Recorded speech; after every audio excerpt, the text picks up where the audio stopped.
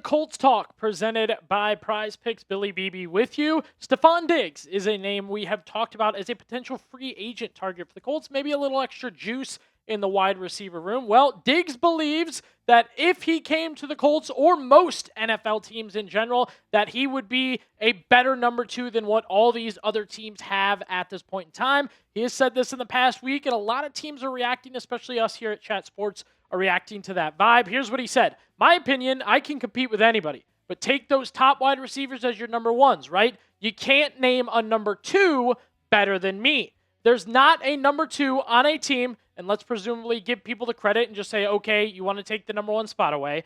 Name your number two receiver right now. Tell me how much he makes. And then my last question is he better than me? Big words from Diggs, a guy who's currently a free agent in the NFL, a guy looking to remain in the NFL, and a guy currently dealing with multiple legal issues. The most serious recently, he was found not guilty of assault involving his private chef. That was a big thing. That's what we talked about here on the show. It would take time for Stefon Diggs to separate from that and get a little more time to be signed by a team. Well, here we are, and his next response is, I should be your number two wide receiver because I'm better than most teams' number two in general. And I think that's an interesting part of this. I like the confidence overall. I think that's an interesting part of what Diggs brings to the table for any team at this point in time. Just the wording isn't great, right? Forget your number two. I'm a better number two. I bet I'm better than the guy you're probably paying too much. Those sort of like undertones to it. And, it speaks to teams that are interested, speaks to teams that aren't interested. And I think immediately I kind of, it's slot versus wide receiver, two wide receiver. I think of Josh Downs immediately. You have Alec Pierce, and then your number two, about to break out this season. Apparently, Downs could be your one. But again, you want to compare Josh Downs at this point in time, who really is your number two wide receiver for the Indianapolis Colts, to a Stefon Diggs. And look, Diggs had a great season last year with the New England Patriots. I thought he was done after the Houston stuff. Came back, got plenty of targets, plenty of catches, plenty of yards. You can see these guys are kind of even in the touchdown range. Downs, plays his role well. He's not the same type of receiver, not running the same type of routes. But again, what do these two guys bring to the table? I think that's interesting. And then, of course, with Diggs, what role can he play if he joins your team?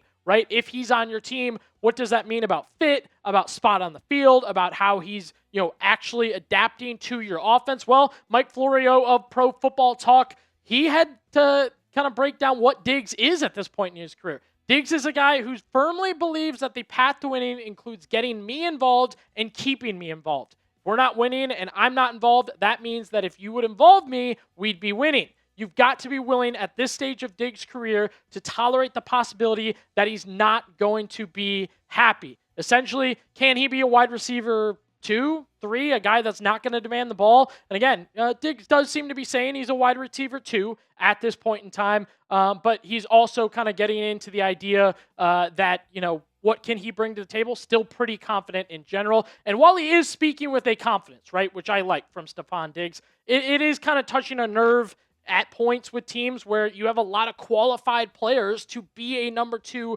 on your squad, right? I immediately think of like T. Higgins as a number two, essentially. Devontae Adams is a number two for their team. Josh Downs, right? Downs more comparable than, Higgins and Adams have way better numbers than Stefon Diggs, and yet he's speaking with that tone of, I'm better than these guys, I'm a better value than these guys, which, again, it's an interesting confidence. However, it's not always the best confidence on display.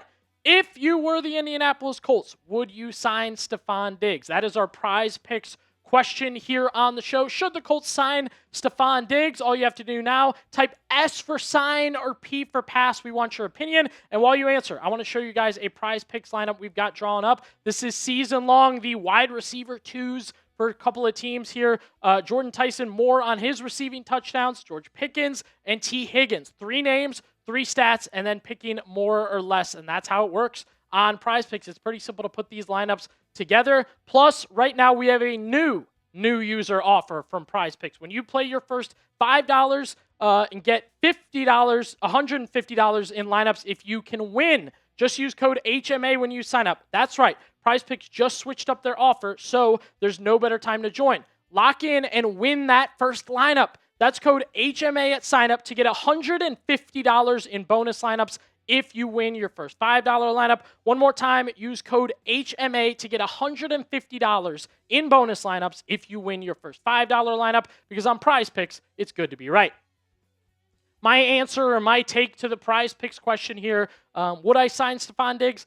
I am interested in Diggs' talent, right? I'm pretty impressed with what he did last season in general, but I think Indy can survive without him. Or, I know we've talked Deebo Samuel or another veteran addition at the wide receiver position for the Colts. I think Indy can get away without having a guy like that, specifically because I'm feeling good about these three right here. Alec Pierce, Josh Downs, Tyler Warren. Again, the Michael Pittman Jr. loss is definitely a part of all this, but these guys are set to step up, do more, and be very, very good, in 2026. This is what they did in 25. Warren, especially, you're heading into year 2, should be a chance to jump up a little bit. Pierce, you need to get healthy, and Downs, we keep hearing, is a breakout candidate in general for the Colts. What that means, we'll have to see in general. Bus, the Colts have in-house options, right? The joke is we have Stefon Diggs at home. You don't need to go out and get Stefon Diggs or DeAndre Hopkins or Deebo Samuel when you've got your own in-house options in Indy. Of course, it begins with Ashton Doolin,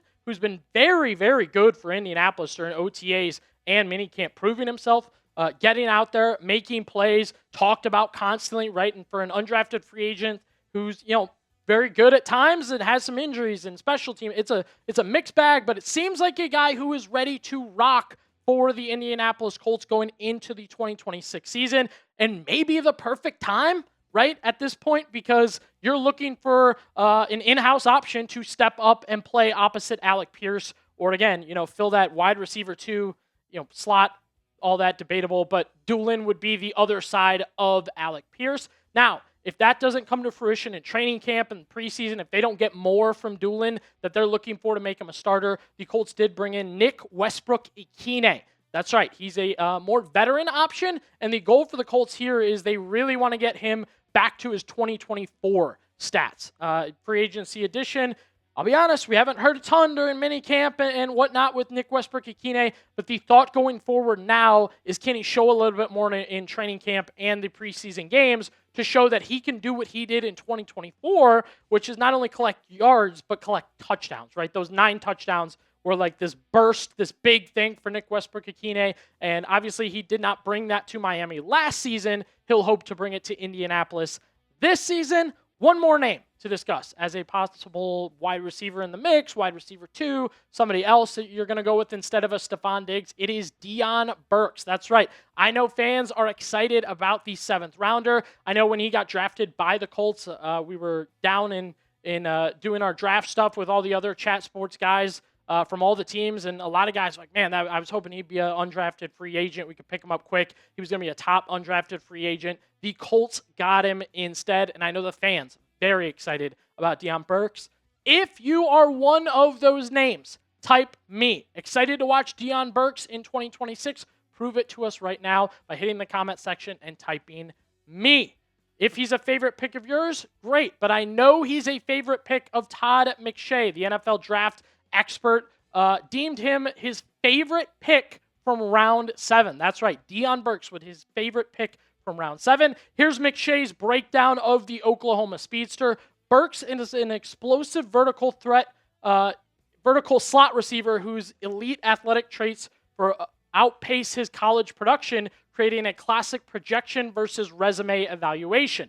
A 5-year player and 3-year starter, he never topped 1,000 yards in a season and finished his college career with a modest efficiency, making him an outlier among top receiver prospects. Injuries and inconsistent quarterback play help contextualize that lack of output, and flashes against top competitions suggest a higher ceiling when he has functional quarterback play. I will say with that, I don't know that that's Daniel Jones necessarily, but we'll have to see on the Burks front. Look, there is potential in all 3 of these guys to get out there and not only play, but just be such a big part of the Colts offense in 2026 and what they're trying to do. And my question at this point in time is, can they replace Michael Pittman Jr. on the field, off the field? The consistency, the leadership, the scheme, all of it. Those feel like 3 different receivers looking for one spot, and that's very interesting to me because the Colts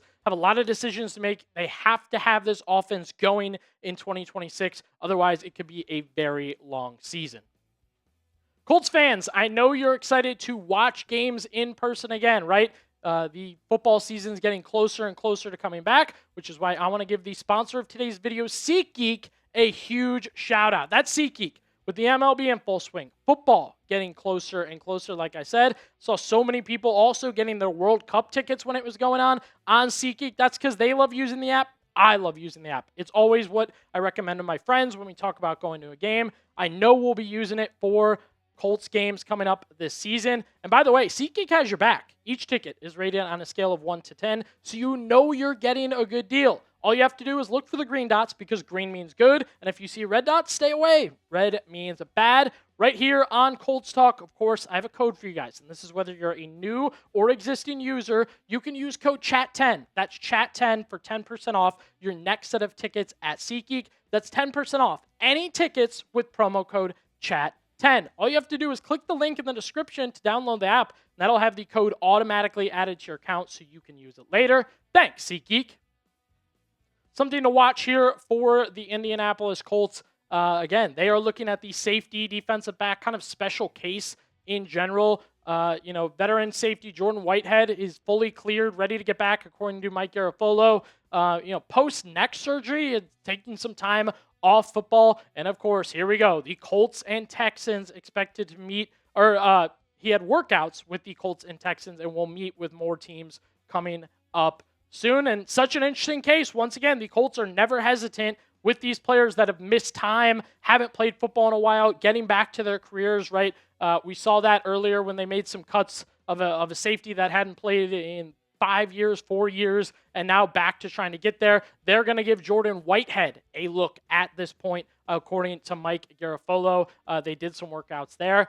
I'm interested here. Why the interest in the defensive backs in general for Chris Ballard and company? They've really hammered home, looking at Terrion Arnold recently. Now looking at their second corner defensive back that hasn't played football in a year or two. It just feels like Indianapolis has bigger needs at this point in time, especially, corner. I understand Charvarius Ward has his injuries, but you're excited about that combo. They haven't really looked at a slot corner. And then safety, you made your additions at safety. You drafted A.J. Halsey, Wanye Thomas and Jonathan Owens. You added those guys as well as some younger guys in Hunter Wooler that you're excited to get on the field in general. Not sure why the Colts continue and continuously poke around at the safety position at this point in time. That just asks me and leads me to ask and think about, I think we may see a move soon for the Colts. And whether it be Whitehead or Terrion Arnold or another name in general, I'm curious to see if the Indianapolis Colts have a move coming soon.